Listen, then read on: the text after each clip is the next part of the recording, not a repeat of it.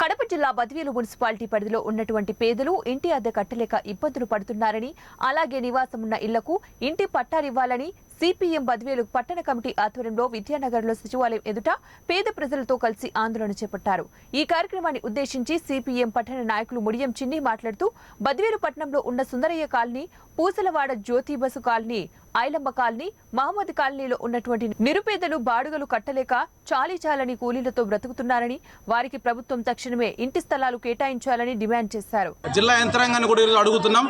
అదేవిధంగా ఈరోజు బాడుగులలో ఈరోజు నివాసం ఉన్నటువంటి పేదలు ఈరోజు అంటే కూలి పనికి పోయి తోడు పనులు అమ్ముకుంటూ ఈరోజు చాలినటువంటి కూలి రేట్లతో ఈరోజు బాడుగులు చెల్లించలేక ఈరోజు లబో దిబోం అంటూ ఈరోజు ఉన్నటువంటి ప్రజలు అనేక మంది ఉన్నారు. కాబట్టి తక్షణం ఈరోజు జగనన్న ఒక దిట్టు మేము ఇల్లు ప్రతి ఒక్కరికి ఇంటి స్థలం ఇచ్చినాం, అదేవిధంగా మేము జగనన్న కాలనీలు కట్టించినామని చెప్పేసి ఒక పక్క రాష్ట్ర ప్రభుత్వం చెప్తోంది.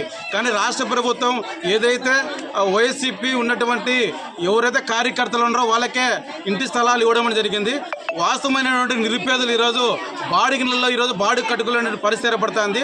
అలాంటి వారు ఈరోజు ఆధార్ కార్డు, రేషన్ కార్డుతో అప్లికేషన్ తీసుకొని కూడా సచివాలయం పరిధిలో కూడా ఈరోజు ఇవ్వడం జరుగుతుంది. కాబట్టి రాష్ట్ర ప్రభుత్వం, జిల్లా అధికారులు కానీ అదేవిధంగా